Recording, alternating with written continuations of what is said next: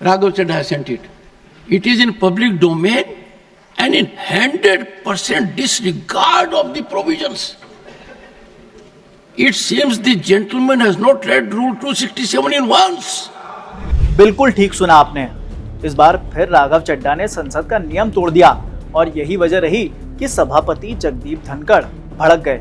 दरअसल जगदीप धनखड़ ने राघव चड्ढा को जिस 267 का नियम तोड़ने के लिए फटकार लगाई, उसका इस्तेमाल एक तरह से सरकार की निंदा के लिए किया जाता है। राज्यसभा की नियम पुस्तिका के पेज नंबर 92 में नियम 267 को बताया गया है। इस नियम के तहत कोई भी सदस्य सदन के दिन भर के तय एजेंडे को रोकते हुए सार्वजनिक महत्व के जरूरी मुद्दों पर चर्चा के लिए इस नोटिस को पेश कर सकता है। नियम 267 किसी भी राज्यसभा सदस्य को सदन के पहले से तय एजेंडे को निलंबित करने की विशेष शक्ति देता है। हालांकि इसके लिए सभापति की मंजूरी जरूरी होती है। अगर सभापति प्रस्ताव को स्वीकार करते हैं तभी इस पर चर्चा होती है। आसान भाषा में समझें तो अगर किसी मुद्दे को नियम 267 के तहत स्वीकार कर लिया जाता है तो ये दिखाता है कि ये आज का सबसे बड़ा राष्ट्रीय मुद्दा है। नियम 267 के तहत कोई भी चर्चा संसद में इसलिए बहुत महत्व रखती है क्योंकि राष्ट्रीय महत्व के मुद्दे पर चर्चा के लिए सभी कामों को रोक देते हैं। अब बात करते हैं राघव चड्ढा की। दरअसल राघव चड्ढा ने बांग्लादेश में हिंदुओं पर हो रहे अटैक के साथ ही दिल्ली में बढ़ते अपराधों पर चर्चा की मांग करते हुए राज्यसभा में स्थगन प्रस्ताव पेश किया है। अब नियम ये कहता है कि जब तक स्थगन प्रस्ताव स्वीकार नहीं कर लिया जाता तब तक उस मुद्दे को पब्लिक नहीं किया जा सकता है। मगर राघव चड्ढा ने मामले को मीडिया के सामने खूब उछाला और यही वजह रही कि राज्यसभा में आज जगदीप धनखड़ ने राघव चड्ढा को फटकार लगा दी। Honorable members, what a paradox. We were talking about dignity of this house.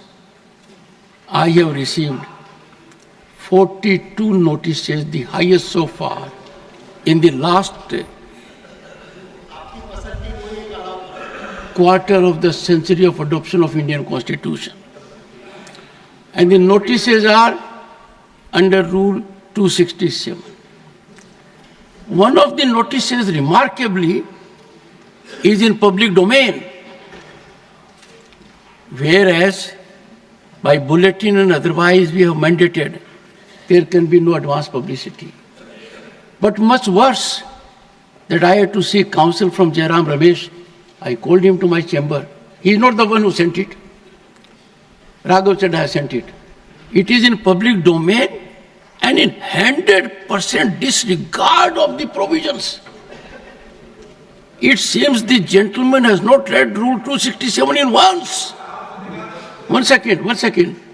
And putting it in public domain is too serious a matter. I would want this house to maintain highest ethical standards and protect our privileges. It is under my contemplation.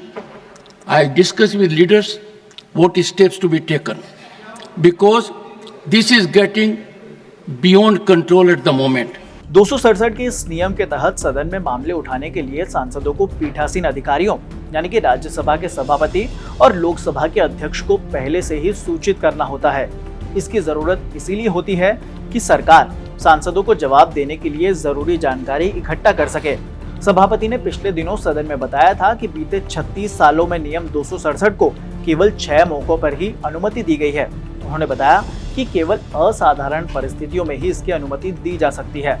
कुछ दिनों पहले राज्यसभा के सभापति जगदीप धनखड़ ने कहा था कि विपक्ष ने नियम 267 को हथियार की तरह इस्तेमाल करना शुरू कर दिया है क्योंकि इस नियम के तहत राष्ट्रीय महत्व के मुद्दों पर चर्चा के लिए बाकी सारे काम को रोक दिए जाते हैं।